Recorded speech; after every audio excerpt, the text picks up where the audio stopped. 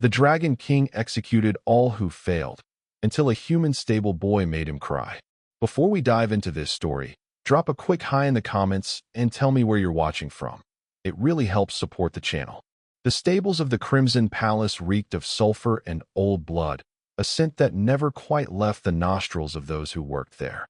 Ethan Cole had learned to breathe through his mouth during his first week, though even that trick failed when the Dragon King's personal mount decided to express its displeasure. He was just a human stable boy in a palace that stretched across 3 mountains, one of thousands of servants who kept the machinery of the empire running while trying desperately not to draw attention from those who ruled it.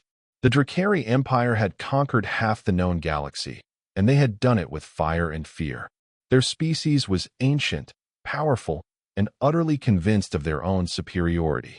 They stood twice as tall as humans, their scales shimmering in colors that ranged from deep crimson to obsidian black, their eyes like molten gold that could pierce through lies and cowardice alike.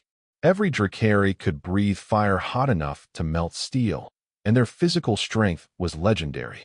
They had wings that could carry them through the void of space itself, and they had lifespans that stretched for millennia. Humanity had been conquered 3 generations ago, absorbed into the Empire as a client species. Humans were useful, the Drakari had decided. They bred quickly, worked efficiently, and their small size made them ideal for tasks that the massive Drakari found tedious. They maintained the infrastructure, worked the fields, cleaned the palaces, and most importantly, they knew their place. A human who forgot that place usually ended up as ash scattered across the palace gardens, a reminder to the others of the price of ambition. Ethan had no ambitions beyond surviving another day.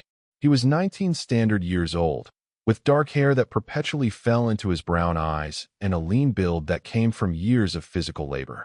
He had been born in the servant quarters of the palace, the son of 2 humans who had worked in the kitchens until a fever had taken them both when he was 12. The palace administrator had assigned him to the stables, and he had been mucking out dragon pens ever since. The work was backbreaking and dangerous. The dragons kept in the royal stables were not the intelligent Drakari themselves, but their distant cousins, massive beasts used for war and ceremony. These creatures had all the size and ferocity of their cousins, but only animal intelligence. They were unpredictable, aggressive, and prone to snapping at anyone who came too close. Ethan had the scars to prove it, thin white lines across his arms and back where claws and teeth had found their mark. But he had also learned something that the other stable workers had not. He had learned to read the dragons, to understand the subtle shifts in their posture and the meanings behind their various growls and huffs. He had discovered that beneath their aggression lay fear and pain, that many of their outbursts came from injuries poorly treated or saddles that rubbed wrong. He had started making small adjustments, gentle touches, quiet words in the pre-dawn darkness when no one else was around to mock him for talking to beasts. The dragons had responded. Slowly, cautiously, they had begun to trust the small human who moved among them with careful respect. Ethan's section of the stables had fewer incidents, healthier dragons, and better performance in battle.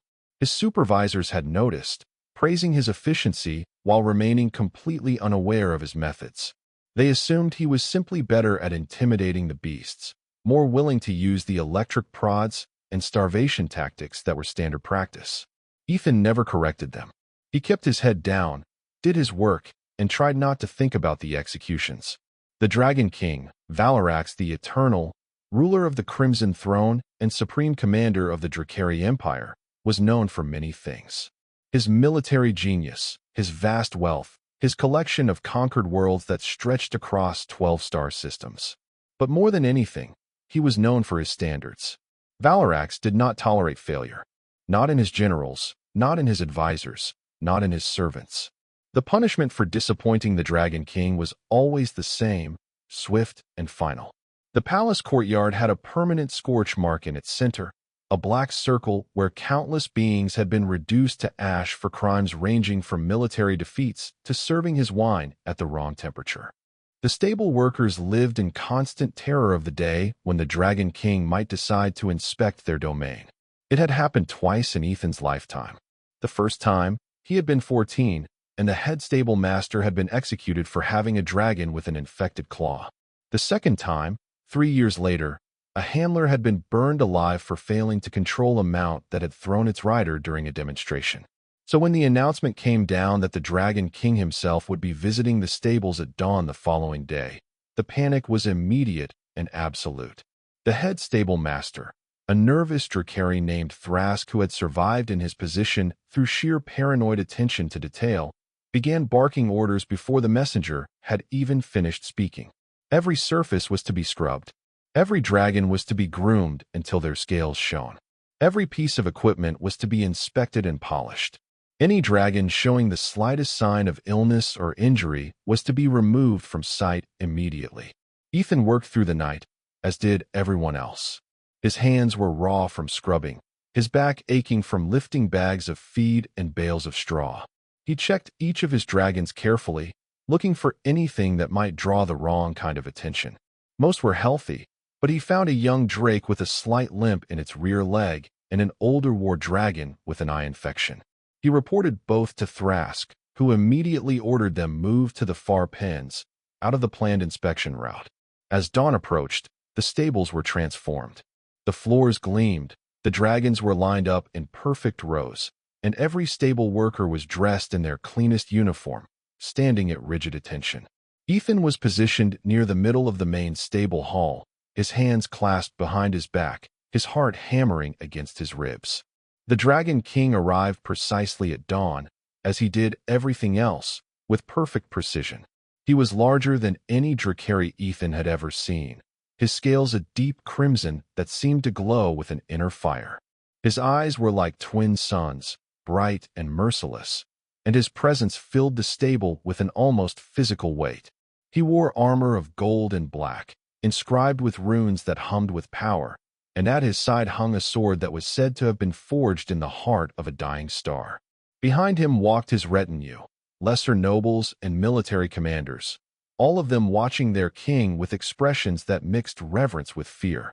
Thrask prostrated himself immediately, his snout pressed to the floor, his wings folded flat against his back in the ultimate gesture of submission. Valarax barely glanced at him. His attention was on the dragons, his golden eyes moving systematically from one to the next. He walked slowly, deliberately, examining each creature with the practiced eye of someone who had spent millennia in warfare. Occasionally he would stop, point out some minor flaw or commendation, and Thrask would respond with frantic agreement, his voice cracking with tension. They were halfway through the inspection when disaster struck. One of the war dragons, a massive male named Ragnar, suddenly lunged forward with a roar. The chain holding him snapped, old metal giving way under his weight, and he charged directly at the Dragon King. The retinue scattered, several nobles drawing weapons, but Valarax himself merely turned to face the oncoming beast with an expression of cold annoyance. The dragon never reached him. Valarax raised one clawed hand and spoke a single word in the ancient language of the Drakari. Fire erupted from his palm, a stream of white-hot flame that struck Ragnar in the chest and stopped him mid-charge. The dragon collapsed, smoke rising from his scales, his roar turning into a whimper of pain. The stable went absolutely silent. Every worker knew what came next. The dragon would be executed for its attack, and then someone would be executed for failing to prevent it. Probably the handler assigned to Ragnar, a young human woman named Claire who was already shaking so hard she could barely stand. Valarax walked to the fallen dragon and looked down at it with those terrible golden eyes. Then he turned to Thrask, his voice carrying easily through the frozen silence. The Dragon King said, "Whose responsibility is this creature?" Thrask immediately pointed at Claire with one trembling claw. He said, "That human, Your Majesty. She was assigned to this dragon's care. Her negligence has endangered your royal person." Claire dropped to her knees, tears streaming down her face. She tried to speak, to beg for mercy, but only strangled sobs came out. She was 22 years old, had a younger brother in the kitchens, and Ethan had taught her how to handle the dragons when she had first been assigned to the stables 2 years ago. Ethan's body moved before his mind caught up. He stepped forward, breaking the line of workers, and his voice came out surprisingly steady considering his heart was trying to punch through his chest. He said, "Your Majesty, if I may speak." Every eye in the stable turned to him. Thrask's face went pale, his scales losing their color. Several of the nobles hissed in outrage at a human daring to interrupt. But Valarax held up one hand, silencing them. He turned his burning gaze on Ethan, and for a moment, the young stable boy felt like he was being examined down to his very soul. Valarax said, "You may speak, human. Choose your words with great care." Ethan swallowed hard. He said, "Your Majesty, the handler is not at fault. The dragon, Ragnar, has an old shoulder injury that never healed properly. It causes him pain, especially when he moves suddenly. He lunged not in aggression, but because his leg gave out, and he was falling forward. The chain snapped because it was stressed from him pulling against the pain." Valarax's eyes narrowed. He said, "You seem remarkably knowledgeable about this creature's condition. What is your position here?" Ethan said, "I am a stable hand, Your Majesty. I work primarily with dragon health and behavior." Valarax turned to look at the fallen dragon again. Ragnar was still conscious, his sides heaving, his eyes rolling with pain and fear. The Dragon King was silent for a long moment, and then he did something that shocked everyone present. He knelt beside the dragon and placed one hand on its head. The massive creature went still under his touch. Valarax's eyes closed briefly, and when they opened again, there was something different in them. Something that might have been comprehension or perhaps disappointment. He stood and turned back to Ethan. He said, "You are correct. There is an old injury, poorly set, that has calcified in the joint. This creature has been in pain for some time." He looked at Thrask, and his voice went cold. "How did this injury occur, and why was I not informed that one of my war dragons was compromised?" Thrask stammered, trying to form words, but nothing coherent emerged. One of the nobles behind Valarax spoke up instead, his voice oily with the eagerness to deflect blame. He said, "Your Majesty, surely this is the fault of these incompetent humans. They lack the understanding to properly care for such noble beasts." Ethan felt anger surge through him, burning away his fear. He had watched too many people die for failures that were not their own. He had kept silent too many times, had bowed his head and accepted the natural order of things. But Claire was still kneeling there, shaking, waiting for fire that would end her life, and something in Ethan snapped. He said, "That is not true, Your Majesty." The noble who had spoken rounded on him, scales bristling with fury. He said, "How dare you contradict me, human? You will burn for this insolence." But Valarax raised his hand again, his attention fixed entirely on Ethan. He said, "Explain." Ethan took a breath and committed himself completely to whatever came next. He said, "The injury happened during a battle exercise 6 months ago. Ragnar was forced to carry a load beyond his capacity, and he strained a shoulder. The supervising officer ordered him back to duty the next day despite his limping. No healer was called because the officer did not want to report the injury and admit that he had mishandled a royal dragon. The injury worsened over time because Ragnar continued to be worked without treatment. The handlers reported the problem multiple times, but we were told that dragons do not feel pain the way thinking beings do, and that we were being too soft." The silence that followed was deafening. Thrask had gone from pale to almost white, and several of the nobles looked suddenly uncomfortable. But Valarax's expression remained unreadable. He said, "Who told you that dragons do not feel pain?" Ethan said, "It is common teaching, Your Majesty. We are instructed to use force and deprivation to control them, to break their will. We are told that gentleness is weakness, that these creatures understand only strength." Valarax was quiet for a very long time. Then he said something that Ethan would never forget. He said, "Come with me, human." Ethan followed the Dragon King out of the stable, his mind spinning. He was vaguely aware of Thrask trying to follow, of being waved back by Valarax's guards. They walked through the palace grounds, through gardens where flowers the size of houses bloomed in the eternal summer maintained by climate controls. They passed fountains that shot water hundreds of feet into the air and courtyards where Drakari nobles sparred with weapons that crackled with energy. Finally, they came to a section of the palace that Ethan had never seen before. It was quieter here, the walls adorned with ancient tapestries and battle standards that dated back thousands of years. Valarax led him to a massive door carved with scenes of dragons in flight and pushed it open with one hand. Inside was a chamber that took Ethan's breath away. It was enormous, with a domed ceiling that showed the stars above through some kind of transparent material. The walls were lined with shelves containing artifacts and texts, and in the center of the room stood a dragon. But this was not like the beasts in the stables. This dragon was old, unimaginably old. Its scales had faded from whatever color they had once been to a pale silver, and its eyes were clouded with age. It lay on a raised platform padded with cushions, its breathing slow and labored. Valarax walked to the dragon and placed his hand on its head with a gentleness that seemed impossible from the being who had executed so many without hesitation. He spoke in the ancient language, words that Ethan could not understand, and the old dragon made a sound that was almost a purr. Then Valarax turned to Ethan and spoke in the common tongue. He said, "This is Silverwing. She was my father's mount, and before that, my grandfather's. She is 4,000 years old, and she is dying." Ethan did not know what to say. He stood there, a human stable boy in the presence of the most powerful being in the Empire, and waited. Valarax continued, his voice carrying a weight that Ethan had not heard before. He said, "I have spent the last month trying to ease her passing. I have brought healers, alchemists, mages. I have offered her every comfort I can provide. And yet she suffers, and I am helpless to stop it." He looked at Ethan then, and for the first time, there was something other than cold authority in those golden eyes. He said, "You said that dragons feel pain, that they understand more than we credit them. I know this to be true. Silverwing is not just a mount, not just a beast. She is family.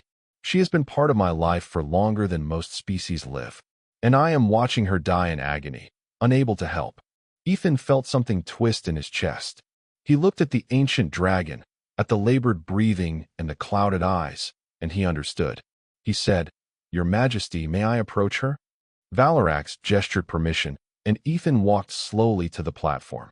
He could feel the Dragon King's eyes on him, could sense the guards in the shadows ready to strike if he made a wrong move. But he focused on Silverwing, on reading her body language the way he had learned to read the stable dragons. He saw the tension in her neck, the way she held one foreleg slightly raised. He saw the shallow breathing and the occasional twitch of her tail. And he saw something else, something in the way she looked at Valarax, a deep sadness that transcended species. Ethan spoke softly, almost to himself. He said, "She is not in pain from illness. The healers have managed that well. She is in pain because she knows she is a burden to you. She wants to let go, but she is holding on because she can feel your grief, and she does not want to leave you alone." Valarax's breath caught audibly. He said, "What did you say?" Ethan turned to face him, and for the first time, he saw past the terrible power and the ruthless reputation. He saw someone who was hurting, who was facing a loss he could not prevent with all his strength and authority. Ethan said, "Dragons bond deeply with those they love, Your Majesty. They are empathic in ways we do not fully understand. Silverwing can feel your pain, and it is keeping her here. She needs your permission to go. She needs to know that you will be all right." Valarax stood absolutely still. Then, slowly, he returned to Silverwing's side. He knelt beside her, this mighty king who made empires tremble, and he placed his forehead against hers. And he spoke to her in the ancient language, his voice thick with emotion. Ethan could not understand the words, but he understood their meaning. He heard love and gratitude, memories shared and treasured, and finally, permission, release from duty, from obligation, from the need to stay for someone else's sake. Silverwing's eyes cleared for just a moment. She made a sound that was almost like a sigh, and Ethan saw something in her expression that looked like relief, like peace. She closed her eyes, her breathing slowed, and then stopped. The silence in the chamber was profound. Ethan stood there, not knowing if he should leave or stay, if he had just witnessed something sacred or committed some terrible violation. And then he heard a sound that he would have sworn was impossible. The Dragon King was crying. Not loud, not dramatic, but real tears that fell from those golden eyes and traced down scales that had never shown vulnerability. Valarax kept his hand on Silverwing's head, and he wept for the loss of something irreplaceable. Ethan felt his own eyes burning. Without thinking, he spoke, his voice barely a whisper. He said, "I am sorry for your loss, Your Majesty." Valarax did not look at him. He said, his voice rough, "How did you know? How did a human stable boy understand what centuries of Drakari advisors and healers could not?" Ethan said, "Because I listened, Your Majesty. I watched and I listened, and I treated them like they mattered. Not as tools or weapons or symbols of power, but as living beings who feel and hurt and hope, just like anyone else." Valarax was silent for a long moment. Then he stood, wiping his eyes with the back of his hand in a gesture that was strangely human. He said, "You made me cry, human. You showed me a truth I had been blind to, and you gave Silverwing the peace I could not. No one has done such a thing in all my long life." He turned to face Ethan fully, and his expression was unreadable. He said, "In my empire, failure is punished with death. It is the law, the foundation upon which order is maintained.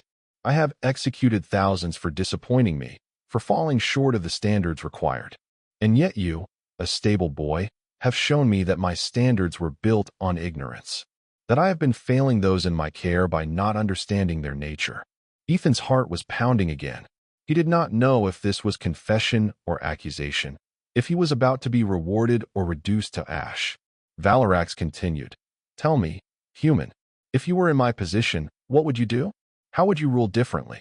It was a test, Ethan was sure of it. A trap disguised as curiosity. But he was tired of being afraid, tired of watching injustice and staying silent. If he was going to die anyway, he might as well die honest. He said, "I would remember that strength is not the same as cruelty, Your Majesty. That fear can secure obedience, but never loyalty. That the beings in your service, whether Drakari or human or dragon, are not tools to be discarded when they break. They are individuals with their own worth, their own dignity, and they will serve you better, fight harder, work longer, if they know that their lives matter beyond their utility." He paused, then added, "But I am just a stable boy, Your Majesty. What do I know of ruling empires?" Valarax studied him for a long moment. Then, impossibly, a smile touched the corner of his mouth. It was a small expression, barely there, but it transformed his face from terrifying to something almost approachable. He said, "More than you know, Ethan Cole. More than you know." The use of his name shocked Ethan. He had not told the Dragon King his name. Valarax saw his surprise and said, "I know the name of everyone in my palace. It is my duty to know those who serve me, even if I have failed to understand them." He walked to a shelf and pulled down a small crystal, which he pressed into Ethan's hand. He said, "This is a royal seal. It grants you authority to act in my name within certain bounds. You are hereby appointed as my personal advisor on dragon care and welfare. You will review all practices in my stables and throughout the empire. You will make recommendations, and they will be implemented. And you will teach others what you know, so that no dragon suffers needlessly because of ignorance." Ethan stared at the crystal, which pulsed with a soft light. He said, "Your Majesty, I do not understand. I am nobody. I have no training, no education beyond what I have taught myself. Why would you trust me with such responsibility?" Valarax said, "Because you saw what others could not. Because you cared when caring was considered weakness. Because you had the courage to speak truth to power when silence would have been safer. These are rare qualities, Ethan Cole, rarer than strength or intelligence. And they are exactly what I need." He looked back at Silverwing one last time, and his voice softened. He said, "She deserved better than I gave her. They all do. Help me give it to them." Ethan closed his hand around the crystal. He said, "I will try, Your Majesty." Valarax said, "That is all I ask." The changes began immediately. Ethan found himself thrust into a position he had never imagined, granted resources and authority that terrified him. He was given a team of assistants, access to the royal archives, and most importantly, the backing of the Dragon King himself. His first act was to save Claire. He returned to the stables with Valarax and publicly declared that the incident with Ragnar had been caused by systemic failures in care protocols, not individual negligence. Claire was reassigned to work directly with Ethan, helping to implement new training programs. The next weeks were a blur of activity. Ethan conducted inspections of every stable facility in the capital, documenting conditions, and interviewing handlers. What he found was worse than he had feared. Dragons were routinely starved as punishment, kept in pens too small for their size, and worked until they collapsed from exhaustion. Injuries were common and treatment was minimal, based on the assumption that dragons were essentially expendable. He wrote reports that filled hundreds of pages, detailing each problem and proposing solutions. He expected resistance, expected his recommendations to be watered down or ignored. Instead, Valarax read every word and began issuing orders that sent shockwaves through the empire. Starvation as punishment was banned. Minimum pen sizes were established and enforced. Every dragon was to receive regular health inspections by qualified personnel. New training protocols were developed that emphasized cooperation rather than domination, reward rather than fear. Handlers found mistreating their charges faced severe consequences, sometimes more severe than the dragons themselves would have received under the old system. The Drakari nobles were furious. They saw the changes as weakness, as the erosion of proper order. Several openly questioned Valarax's judgment, suggesting that grief over Silverwing had made him soft. One particularly bold duke made the mistake of calling Ethan a corrupting influence who had bewitched the king with human sentimentality. Valarax's response was swift and brutal. He challenged the duke to single combat, an ancient right that no Drakari could refuse. The fight lasted less than a minute and ended with the duke's submission. Valarax stood over him and spoke words that were repeated throughout the empire. He said, "Strength without wisdom is savagery. Power without compassion is tyranny. I have ruled through fear for millennia, and I have built an empire that spans the stars. But an empire built on suffering is hollow at its core, and it will crumble when tested."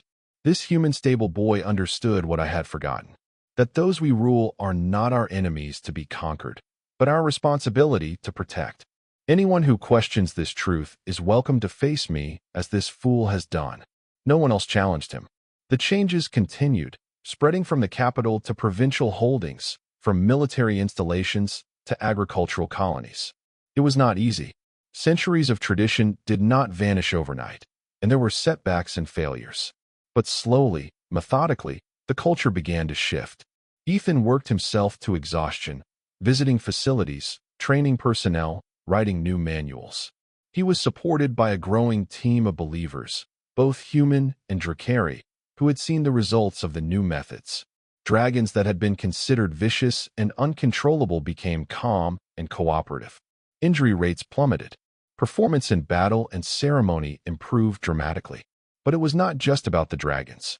Ethan found himself drawn into broader discussions about how the empire treated all its subjects. If dragons deserved better care, did that not also apply to humans?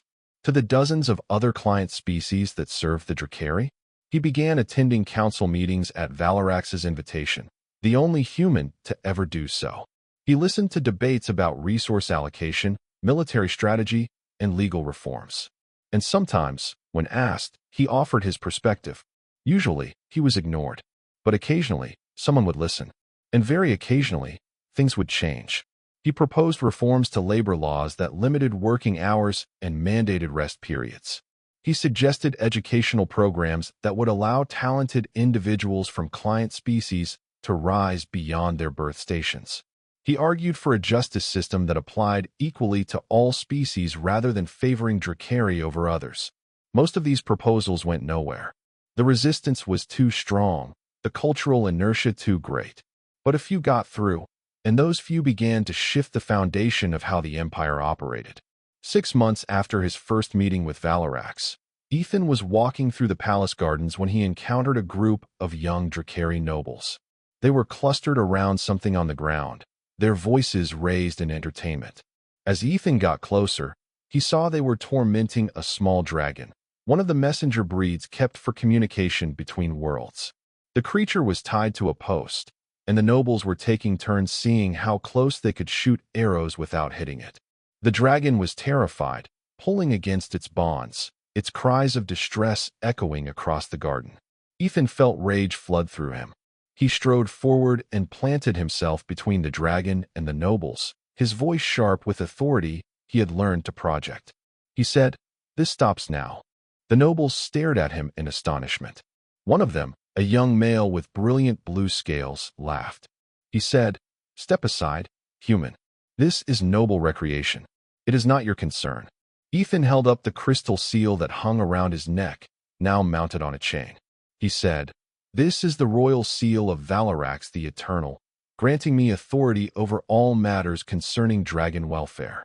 You are in violation of imperial decree regarding the treatment of dragons. Release that creature immediately." The blue-scaled noble's eyes narrowed. He said, "You dare invoke the king's name against us? You are a jumped-up servant who has forgotten his place. The Dragon King may have strange whims, but he is still Drakari, and he will not choose a human over his own kind." Ethan said, "Then let us go ask him together. Right now." The noble hesitated. Ethan pressed forward. He said, "Or you can release the dragon, apologize for your behavior, and I will consider this matter closed. But if you make me take this to the king, I will ensure that he knows every detail, including your claim that his decrees are merely strange whims to be ignored when convenient." It was a calculated risk. Ethan was betting that these nobles, for all their pride, did not want to face Valarax's wrath. He was betting that they valued their comfort more than their entertainment. The blue-scaled noble glared at him for a long moment. Then he gestured sharply, and one of his companions cut the dragon's bonds.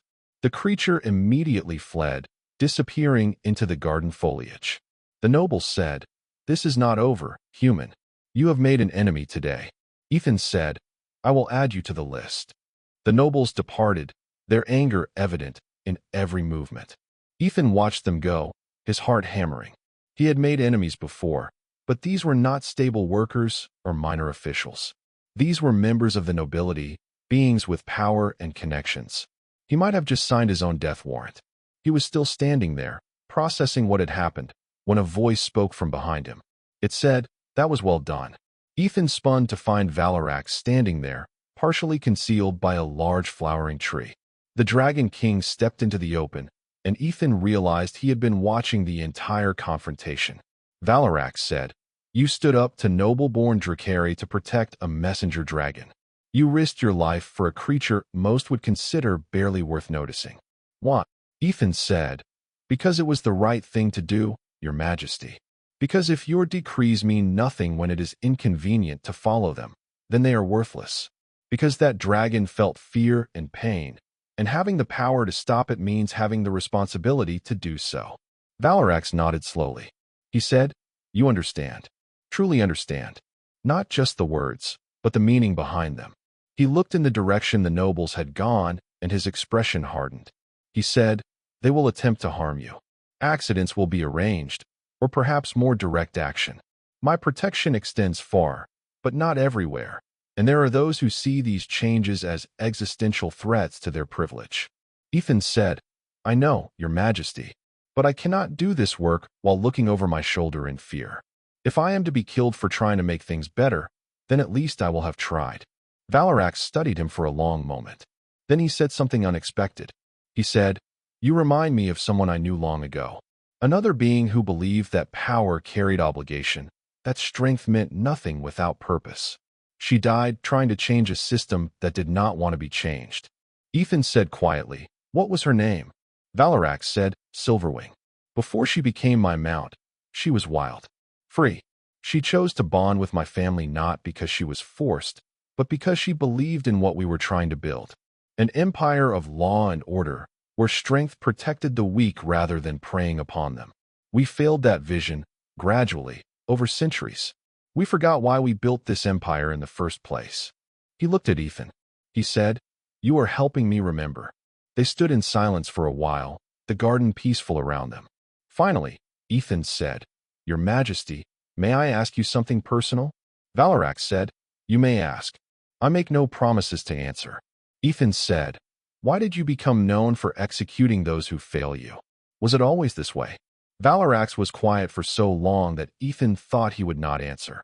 Then he said, "No, it was not always this way. Once, I gave second chances. I believed in mercy, in growth, in the possibility of redemption. And I watched as that mercy was exploited, as incompetence cost lives, as corrupt officials lined their pockets while those in their care suffered. I watched a general's cowardice lead to the death of thousands. I saw an administrator's negligence cause a famine that killed millions. His voice grew heavy with old pain. He said, "So I changed. I became ruthless. I made failure equal death, and I enforced that law without exception. And it worked, after a fashion. The empire became more efficient. Disasters became less common. But somewhere in that process, I stopped seeing the difference between incompetence and impossibility, between failure and bad luck. I created a culture where no one dared to take risks, where innovation died because the cost of failure was too high. I built an empire of fear." He looked at Ethan. He said, "And then a stable boy told me I was wrong, showed me that my dragon was suffering, not from illness, but from my own inability to understand her needs. You should have been terrified. You should have stayed silent and let events unfold as they would. But you did not. You risked everything to tell me a truth I needed to hear. And that courage, that compassion, made me cry, made me feel something I had not felt in centuries." Ethan said, "What did you feel, Your Majesty?" Valarax said simply hope, that perhaps it was not too late to become something better, that an empire built on fear could transform into an empire built on trust, that I might yet honor Silverwing's memory by becoming the ruler she believed I could be. Over the following months, Ethan's role continued to expand. He was no longer just advising on dragon care.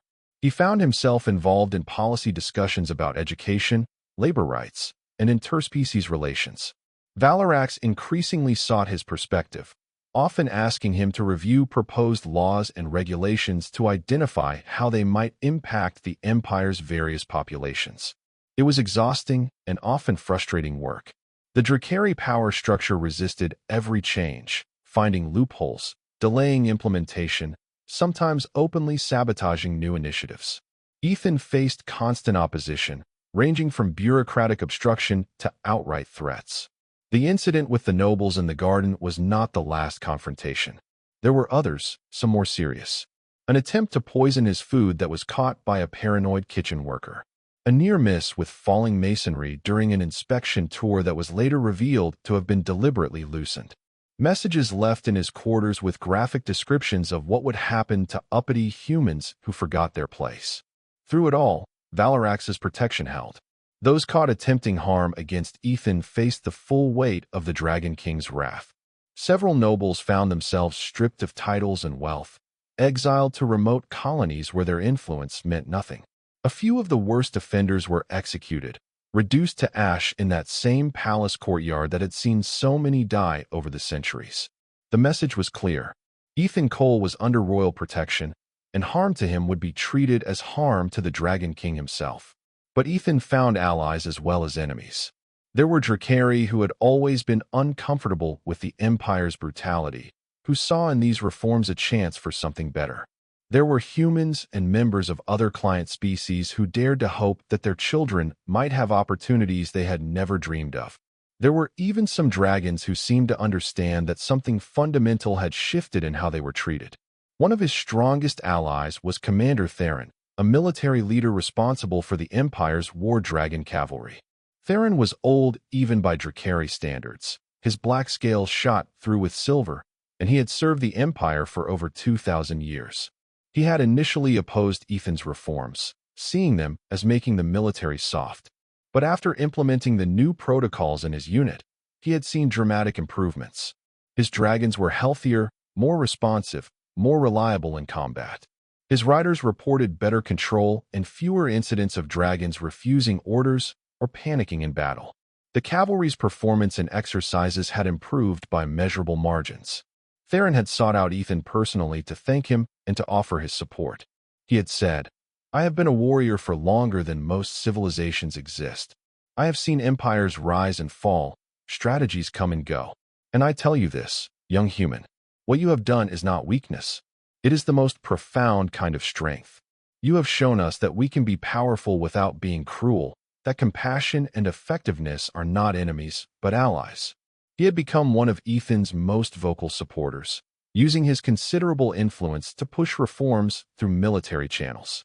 When nobles complained that the changes would weaken the Empire's fighting capacity, Theron would challenge them to war games, pitting units using the old methods against those using the new. The new methods won consistently, and the complaints gradually faded.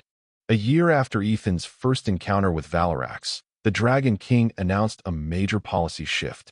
There would be a comprehensive review of imperial law, examining all regulations regarding client species, labor practices, and the standards by which performance was judged. A commission would be formed, including representatives from all species under Drakari rule, and they would have the authority to recommend changes. The announcement sent shockwaves through the Empire. It was unprecedented. Client species had never had any voice in governance before. The very idea of humans or others contributing to imperial policy was revolutionary. Valarax appointed Ethan to chair the commission. It was a position that gave him immense influence, but also made him a target for every faction that opposed reform. The commission meetings became battlegrounds, with conservatives fighting every proposed change, while reformers pushed for faster, more dramatic transformations. Ethan learned to navigate the political landscape, to build coalitions and negotiate compromises. He learned when to push and when to yield, when to be diplomatic and when to be blunt. It was education by fire, and there were many mistakes along the way. But there were also victories. Slowly, painfully, new laws were passed. Work hours were limited and overtime pay mandated. Safety standards were established and enforced. Educational opportunities were opened to talented individuals regardless of species. A new court system was created to hear complaints against abuse of authority, with real power to investigate and punish. The changes were not universally applied. Implementation varied widely across the Empire, and there were regions where local officials simply ignored the new laws. But the foundation had been laid, and momentum was building. Ethan worked with Claire to establish a training academy for dragon handlers, teaching the methods he had developed. They recruited instructors from across the Empire, both Drakari and others, creating a shared knowledge base that improved care standards everywhere it spread. He consulted with agricultural specialists to improve conditions for those working in food production. He met with educators to develop curricula that would prepare young members of client species for roles beyond traditional servant positions. He worked with Theron and other military leaders to ensure that combat effectiveness was maintained even as treatment of dragons improved.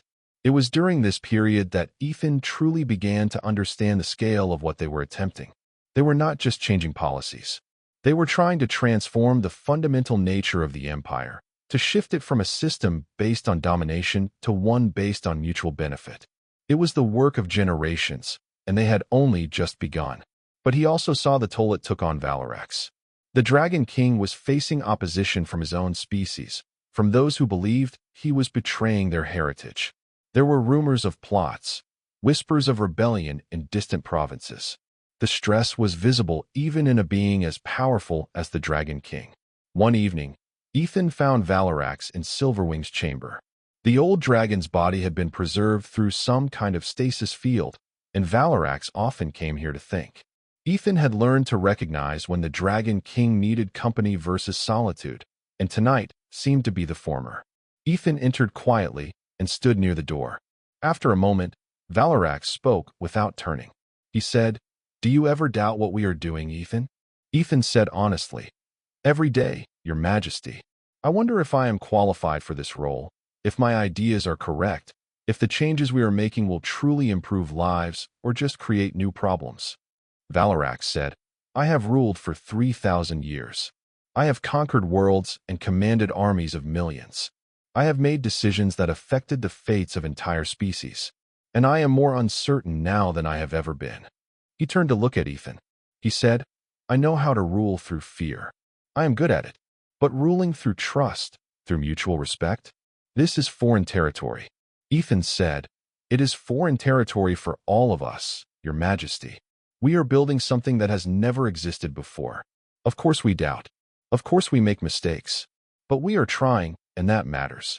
The old way was efficient, perhaps, but it was also cruel and ultimately unsustainable. This new way might be harder, might be slower, but it treats beings with the dignity they deserve." Valarax looked back at Silverwing's preserved form. He said, "She would have liked you. She always believed that compassion was a form of strength.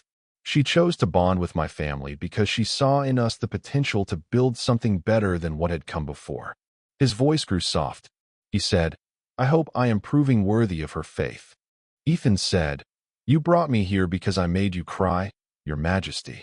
Because I showed you a truth about yourself and your empire that you had been avoiding. That took courage to face that truth and then to act on it. Many beings in your position would have simply killed me to eliminate the uncomfortable reminder. But you chose to change instead. That is worthy of anyone's faith. They stood in silence for a while. Two beings from different species who had somehow become partners in an improbable transformation. Finally, Valarax said, Thank you, Ethan, for your honesty, for your courage, for helping an old dragon remember what it means to be more than just powerful. Ethan said, Thank you for listening, Your Majesty, for being willing to change, for protecting me while I do work that many of your people hate, for being the kind of leader who can admit when they are wrong and then do something about it. The second year of Ethan's service brought new challenges. The reforms had created a backlash among conservative factions, and tensions were rising. There were protests in several provinces, with Drakari nobility demanding a return to traditional values. Some regions openly defied the new laws, claiming they undermined proper order. The crisis came to a head when Duke Mordax, one of the most powerful nobles in the empire, declared his province independent. He claimed that Valarax had been corrupted by human influence and was no longer fit to rule. He called upon other Drakari to join him in restoring the empire to its proper form, one where Drakari supremacy was absolute and client species knew their place. Several other nobles joined the rebellion, bringing with them significant military forces. The empire was suddenly on the brink of civil war.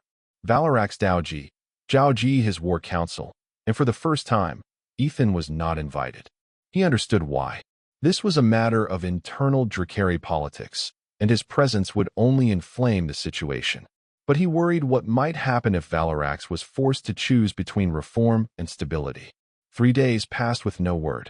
Ethan continued his work, but the palace was tense, everyone aware that momentous decisions were being made.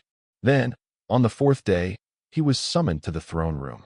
The room was filled with Drakari nobles and military commanders, hundreds of the empire's most powerful individuals. They parted as Ethan entered, and he walked the length of the hall to where Valarax sat on his throne, a massive seat carved from a single piece of obsidian. Valarax looked at him, and Ethan could see the weight of command in those golden eyes. The Dragon King said, Duke Mordax has issued an ultimatum. He demands that I dismiss you and all humans from positions of authority. He demands that I revoke the reforms and return to the old ways. And he demands that I publicly execute you as an example of what happens when client species overstep their bounds. The room was absolutely silent. Ethan felt his heart pounding, but kept his face neutral. He said, What are your orders, Your Majesty?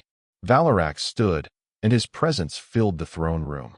He said, Duke Mordax believes that I have been weakened by compassion. He thinks that by threatening you, he can force me to back down. He assumes that when faced with civil war, I will choose the path of least resistance. He began to descend from the throne, his voice carrying to every corner of the vast room. He said, The Duke is wrong. He is wrong about what strength means. He is wrong about what leadership requires. And he is most definitely wrong if he thinks I will sacrifice those who serve me faithfully to appease those who serve me only out of fear. He reached Ethan and placed one massive hand on his shoulder. He said, Ethan Cole is under my protection. He has earned his position through merit, courage, and wisdom. He has improved the lives of countless beings throughout this empire. He has helped me become a better ruler, and through me, has made this entire empire better. Anyone who wishes to harm him will face me personally. He turned to address the assembled nobles. He said, I have sent my response to Duke Mordax. I told him that if he wishes to challenge my rule, he is welcome to face me in single combat, as is his right under ancient law. If he prefers open warfare, I will bring the full might of the imperial military against his rebellion. But I will not negotiate with traitors, and I will not reverse reforms that are both just and necessary. A murmur ran through the crowd. One noble, braver or more foolish than the rest, spoke up. He said, "Your Majesty, perhaps some compromise could be reached. If we were to scale back the most controversial changes, moderate the reforms, this war could be avoided." Valarax's eyes blazed. He said, "And what changes would you have me reverse? Should we return to starving dragons as punishment? Should we eliminate safety standards that prevent unnecessary deaths? Should we revoke educational opportunities that allow talented beings to contribute fully to the empire? Tell me, which injustices should we restore in the name of peace?" The noble stammered, unable to answer. Valarax continued, "The reforms stay. All of them. Any noble who cannot abide by the new laws is welcome to join Mordax in rebellion, and they will face the same consequences. This empire is changing, and that change is not negotiable." He looked around the room, meeting the eyes of every powerful individual present. He said, "I have been Dragon King for 3,000 years. I have built this empire through strength and will, and I will defend it the same way. But I will no longer rule through fear alone. This empire will be just, or it will not be worth defending. Make your choice now. Stand with me in building something better, or stand against me and face the consequences." The room erupted in discussion, nobles arguing among themselves. But slowly, one by one, they began to kneel. First the military commanders, led by Commander Theron. Then the moderate nobles who had quietly supported the reforms. Then even some of the conservatives, recognizing that Valarax was not bluffing and that opposing him meant certain destruction. Within minutes, every being in the throne room was kneeling except Ethan and Valarax. The Dragon King surveyed his people and nodded. He said, "Good. Now let us prepare for war. Mordax will not back down, and we must be ready to face him." The civil war lasted 6 months and was brutal. Duke Mordax had significant support, particularly from older Drakari who saw the reforms as an betrayal of traditional values. Battles raged across multiple worlds, and casualties mounted on both sides. Ethan found himself thrust into an unexpected role. As the symbolic figurehead of the reforms, he became a target for the rebellion's propaganda. Mordax's forces painted him as a manipulator who had bewitched the Dragon King, as a human who had ideas above his station. But Valarax's forces countered by showcasing the tangible improvements the reforms had brought, the lives saved, the suffering reduced. Ethan accompanied Valarax on tours of military installations, inspecting dragon care facilities and meeting with soldiers. He saw firsthand how the reforms had affected morale, how troops fought harder for a leader they believed cared about their well-being. He saw humans and other client species serving in roles that would have been unthinkable 2 years ago, their contributions valued and recognized. The turning point came during the Battle of Crimson Reach, a strategic system that controlled access to the Empire's industrial heartland. Mordax had assembled a massive fleet, intending to cut off supply lines and force Valarax to negotiate. The two fleets met in orbit around the system's primary world, and the battle that followed was the largest in a century. Ethan was on Valarax's flagship, in the command center where the Dragon King directed the battle. He watched as thousands of ships maneuvered and fought, as dragons and riders engaged in aerial combat in the void of space, as weapons that could shatter planets were brought to bear. At a critical moment, Mordax's forces managed to break through the defensive line. They were heading straight for the flagship, clearly intending to decapitate the Loyalist command. Valarax prepared to lead a counterattack personally, but before he could launch, something unexpected happened. The Dragon Cavalry, the very units that Ethan and Theron had reformed, broke formation and intercepted the enemy. They moved with unprecedented coordination, their dragons responding to their riders with perfect precision. The maneuver should not have been possible, required timing and trust that the old training methods had never achieved. But these dragons and riders had bonded properly, had learned to work together rather than through domination. They trusted each other, and that trust translated into effectiveness that stopped the enemy advance cold. The battle raged for another 6 hours, but the momentum had shifted. Mordax's forces, demoralized by the failure of their decisive strike, began to falter. By the time the sun rose over the contested world, the Loyalist fleet had won a crushing victory. Mordax himself was captured trying to flee the system.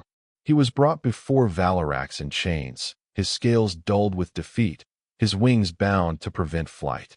The traditional punishment for rebellion was public execution, and everyone expected Valarax to follow tradition.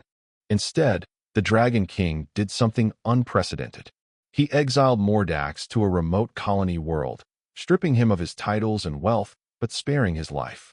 When questioned about his mercy, Valarax said simply, "I have executed enough beings for failure."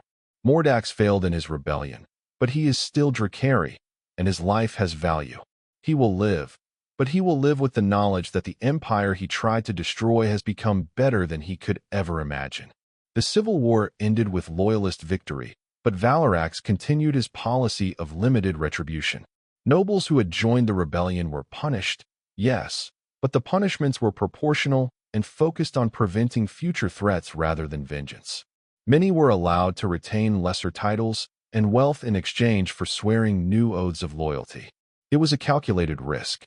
Some argued that mercy would be seen as weakness, that harsh punishment was needed to prevent future rebellions. But Valarax held firm, and his judgment proved sound. The moderate punishment, combined with continued improvements in governance, gradually won over many who had opposed the reforms. In the aftermath of the war, Ethan found himself more famous and influential than ever. He was no longer just a stable boy who had gotten lucky. He was the human who had helped save an empire, whose ideas had proven their worth in the crucible of war. His commission's recommendations were implemented with new urgency, and opposition to reform largely collapsed. But Ethan himself felt increasingly uncomfortable with his role. He was not a politician or a general. He was someone who understood dragons and had a decent sense of what was fair. This larger-than-life figure that others saw when they looked at him felt like a stranger. He spoke to Valarax about his doubts. He said, "Your Majesty, I worry that I am being given credit I do not deserve." The cavalry's performance in battle had more to do with Commander Theron's training programs than anything I did. The policy changes are succeeding because you have the courage to enforce them. I am just someone who pointed out some obvious problems. Valarax said, "You are doing what you always do, Ethan. You are refusing to accept that you are extraordinary. But consider this. Before you spoke up in the stables that day, how many beings saw those obvious problems? How many had the courage to point them out? How many kept silent because it was safer, easier, more convenient?" He continued, "You changed me, and through me, you changed an empire. Not because you are the smartest or the strongest, but because you cared enough to try. That is your gift, Ethan Cole. You make those around you want to be better than they are. You remind us that power is not an end in itself, but a means to create something worthy." Ethan said, "I am not wise enough for this role, Your Majesty. I make mistakes constantly. Half the time I have no idea what I am doing." Valarax laughed, a deep rumbling sound that Ethan had learned meant genuine amusement. He said, "Welcome to leadership, young human. That feeling never goes away. I have ruled for 3,000 years, and I still doubt myself regularly. The difference is that you care about your mistakes and try to learn from them. That is enough." 3 years after Ethan had first made the Dragon King cry, the Empire had been transformed. It was not perfect, far from it. There were still injustices, still problems that needed solving, still regions where the old ways persisted. But the foundation had shifted fundamentally. Humans and other client species served in roles throughout the government and military. Educational opportunities had created a generation of young people who could aspire to careers their parents had never dreamed of. Working conditions had improved across the board, with enforceable standards protecting against the worst abuses. Dragon care had become a respected profession, with proper training and resources allocated to ensure animal welfare. Most importantly, the culture had begun to change. Fear was no longer the primary tool of governance. Trust, while still fragile, was being built between species that had long viewed each other as master and subject. It was slow work, and there were setbacks, but the direction was clear. Ethan was invited to speak at the graduation ceremony for the first class of the Dragon Care Academy. He stood before 300 students, a mix of species from across the Empire, and tried to find words that would capture what they were about to undertake. He said, "You are the first generation to be trained in these methods. You will go out into the Empire and face people who think you are wrong, who believe that the old ways are better. You will encounter resistance and mockery. You will fail sometimes, and those failures will be used as evidence that reform is foolish. He paused, looking at their young faces. He said, "But you will also succeed. You will forge bonds with dragons that previous generations thought impossible. You will prove that strength and compassion can coexist. You will slowly, steadily, build an empire where all beings are treated with dignity and respect. It is hard work, often thankless work, but it is the most important work there is." He concluded, "Someone once told me that I had made a dragon king cry by showing him a truth he needed to face. I do not know if that is my greatest achievement or just a strange accident of fate, but I do know this.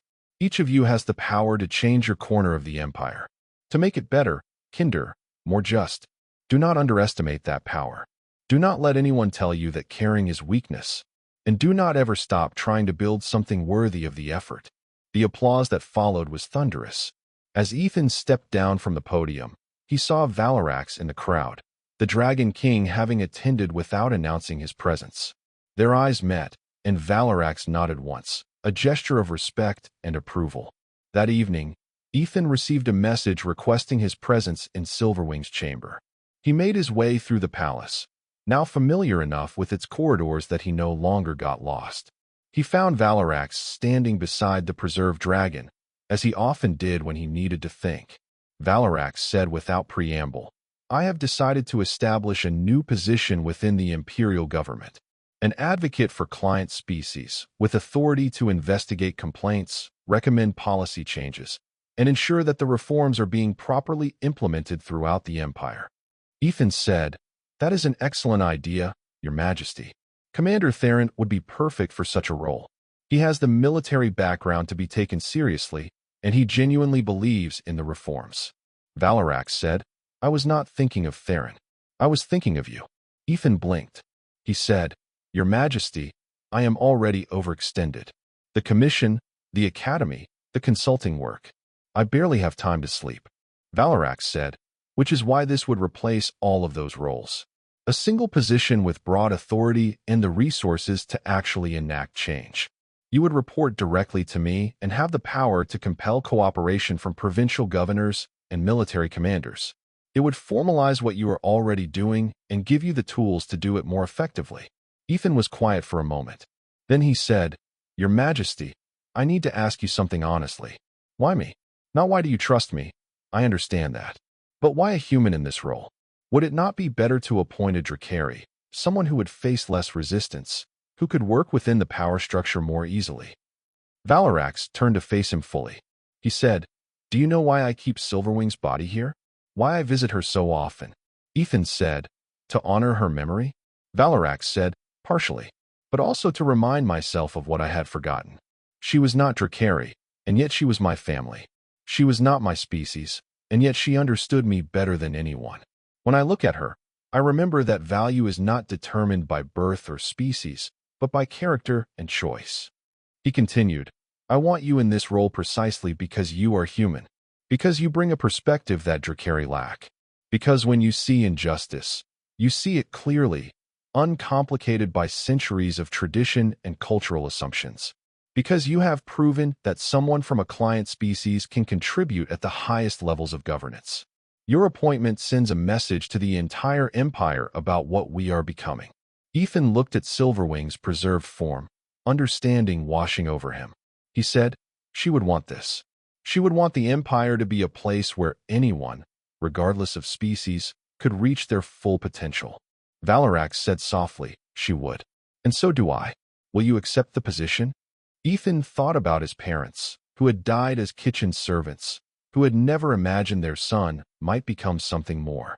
He thought about Claire and the countless others who had lived in fear, who had endured suffering because no one with power cared enough to stop it. He thought about the young dragons in the academy, learning that they were more than tools or weapons, that their lives had value beyond their utility. He said, "Yes, Your Majesty, I accept." Valarax's expression showed satisfaction. He said, "Good. Your first task is to visit the outer colonies. I have had reports of provincial governors ignoring the new laws. They believe themselves too far from the capital for my authority to reach them. Prove them wrong. Over the next year, Ethan traveled extensively throughout the empire. He visited factory worlds where working conditions were supposed to have improved but had not. He inspected military installations where dragon care protocols were being ignored. He investigated complaints of abuse and discrimination, using his authority to compel cooperation from reluctant officials. It was dangerous work. There were more attempts on his life, some subtle and some brazen. He survived an ambush on a remote mining world, a poisoning attempt at a formal dinner, and an incident where someone sabotaged his transport ship's life support systems. Each time, his protection detail and his own growing instincts kept him alive. But the work was also rewarding. He saw concrete changes happening, saw lives improving in real time. A factory that had been working humans 16 hours a day with no safety equipment was brought into compliance, and injuries dropped dramatically. A military dragon stable where animals were routinely abused was completely overhauled, and performance improved accordingly. A colony world where the governor had been embezzling funds meant for infrastructure improvements had its entire administration replaced. Ethan developed a reputation as someone who could not be bribed or intimidated, who would follow up on every complaint no matter how minor it seemed. He built a network of informants and allies, people throughout the empire who would report problems and help implement solutions. He also became a symbol for client species throughout the empire. He represented hope that things could be different, that they did not have to accept suffering as inevitable. For reform-minded Drakari, he represented the possibility of a new kind of empire, one based on justice rather than domination. For conservatives, he remained a threat and a target, but even they had to acknowledge his effectiveness. 5 years after their first meeting, Ethan found himself standing once again in Silverwing's chamber. But this time, he was not alone. With him were 24 beings from across the empire, a mix of species and backgrounds, all of them part of the advocacy office he had built. They had come to the capital for a coordination meeting, and Valorax had invited them all to visit this sacred space. The Dragon King stood before them and spoke, his voice carrying the weight of his position, but also a warmth that would have been unthinkable from him a few years ago. He said, "You are here because you have dedicated yourselves to making this empire better. You have worked tirelessly, often at great personal cost, to ensure that all beings under Drakari rule are treated with dignity and respect. You have faced opposition and danger, and you have persevered." He gestured to Silverwing. He said, "This dragon was my companion for over 2,000 years. She represented the best of what our empire could be. Noble, strong, loyal, and kind. When she died, I thought I had lost not just a companion, but a reminder of what we should strive for." He looked at Ethan, and there was something profound in his golden eyes. He said, "But I was wrong. The reminder is not in the past. It is here, in this room, in all of you. You are what Silverwing represented. You are the empire at its best, working not for personal gain, but because you believe that things can be better."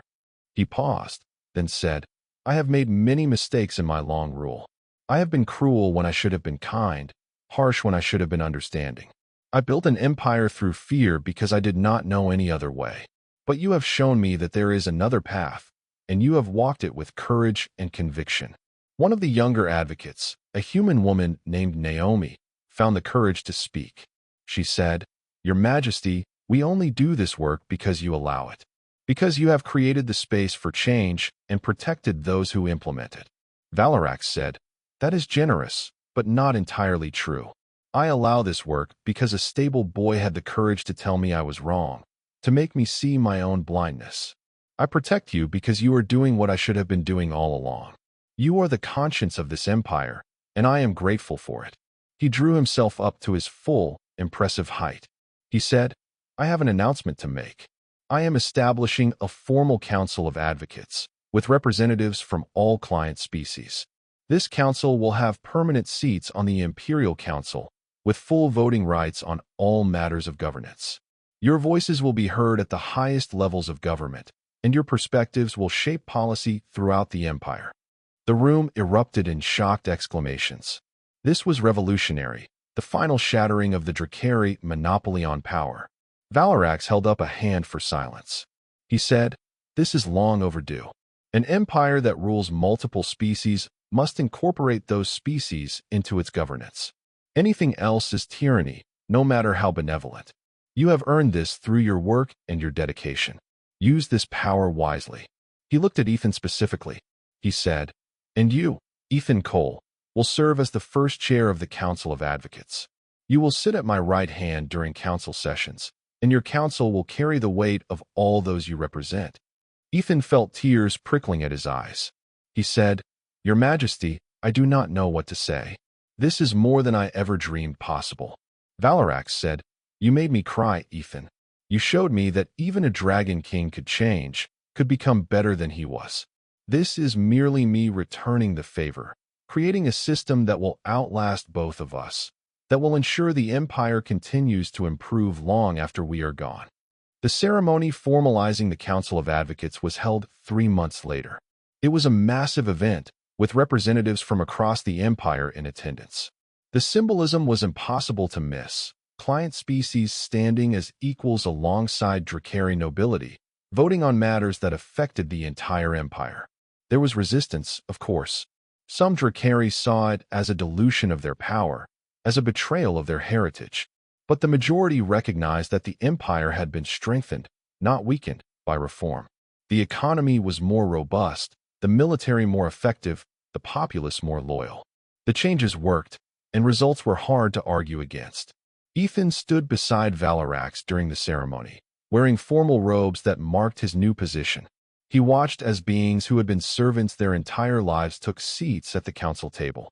He saw humans and aliens whose parents had lived in fear now wielding power and responsibility. He saw the beginning of something that might, in time, become true equality. When the ceremony ended and the crowds dispersed, Ethan found a quiet moment alone with Valarax. He said, "Your Majesty, I need to know, do you truly believe this will last? That we have changed things enough that they cannot simply revert when you are gone?" Valarax said, "I am effectively immortal, Ethan. Barring violence or accident, I will rule for thousands more years. But you are correct to think beyond my reign. Institutions must outlast individuals." He continued, "That is why I have done this. The Council of Advocates is now part of the imperial structure. Future Dragon Kings will have to work with it, negotiate with it. Power, once given, is difficult to reclaim without massive upheaval. I have embedded these reforms into the very fabric of governance, and that gives me hope that they will endure." Ethan said, "You have been a remarkable leader, Your Majesty. You could have stayed as you were, ruling through fear. It would have been easier. But you chose the harder path, and an empire is better for it." Valarax was quiet for a moment. Then he said, "Do you remember the first day we met? When you stood in the stables and risked your life to save a handler and make me see the truth about Ragnar?" Ethan said, "I will never forget it, Your Majesty. I was terrified." Valarax said, "I was too. Not of you, but of what you represented. Change, uncertainty, the acknowledgement that I had been wrong about something fundamental. It would have been easy to kill you, to silence that uncomfortable truth. But something stopped me." He looked at Silverwing's chamber, visible through a nearby archway. He said, "I think, perhaps, she stopped me. Some part of me remembered what she represented, what she had believed in. And I gave you a chance instead of reducing you to ash." He turned back to Ethan. He said, "You speak of my leadership, but true leadership is recognizing when others know better than you. You taught me that lesson, and it is the most valuable thing I have learned in 3,000 years." Ethan felt tears threatening again. He said, "Thank you, Your Majesty, for listening, for changing, for being willing to become something you had never been before." Valarax said softly, "Thank you for making me cry, Ethan Cole, for reminding me that power without compassion is merely brutality, for helping me honor Silverwing's memory by becoming the ruler she always believed I could be." They stood together in comfortable silence, a dragon king and a former stable boy who had somehow changed an empire. Outside, the celebration continued, beings from across the galaxy gathering to mark the beginning of a new era. Inside, two unlikely friends simply shared a moment of quiet satisfaction. knowing that they had done something extraordinary. Years continued to pass, and the empire continued to evolve. The Council of Advocates became an established part of governance, its recommendations increasingly influential. Standards of treatment for all beings improved steadily, backed by enforcement mechanisms with real teeth. Education expanded, creating opportunities for talented individuals regardless of their birth circumstances. Ethan aged, as humans do. His dark hair gained threads of gray, and lines appeared around his eyes. But his energy never flagged. His commitment never wavered. 20 years after he had first made the Dragon King cry, Ethan stood once more in Silverwing's chamber. He was older now, his body showing the passage of time that barely touched Valarax. But he had lived a life beyond anything his parents could have imagined, had changed an empire, and saved countless lives. Valarax stood beside him, eternal and unchanging. The Dragon King said, "I have been thinking about succession, Ethan. Not mine, but yours. You will not live forever, and your work must continue." Ethan smiled. "I have trained many, Your Majesty. The Academy graduates hundreds each year. The Council of Advocates has dozens of capable members. The work will continue long after I am gone." Valarax said, "You have built something remarkable. An empire where all beings matter, where compassion is strength. Silverwing would be proud." Ethan looked at the preserved dragon and felt peace settle over him. "I hope so, Your Majesty. I truly hope so." Valarax placed his hand on Ethan's shoulder, a gesture of respect between equals. "You changed me with tears, stable boy. You gave me back my soul. For that, I will be eternally grateful." Ethan replied, "And you listened, Dragon King. You chose to be better. That took more courage than any battle." They stood together in comfortable silence, knowing that what they had built would endure. An empire transformed not through conquest or force, but through one human's compassion and one dragon's willingness to change. The future stretched before them, brighter than either had dared imagine. And that was the end of the story. If you listened all the way to here, don't forget to leave feedback about what you thought of the story in the comments, whether positive or negative. Your feedback helps us improve. Also, leave your like and subscribe to the channel for more stories like this one. And I'll leave here on the screen another video that I'm sure you'll like. Big hug, and see you in the next story.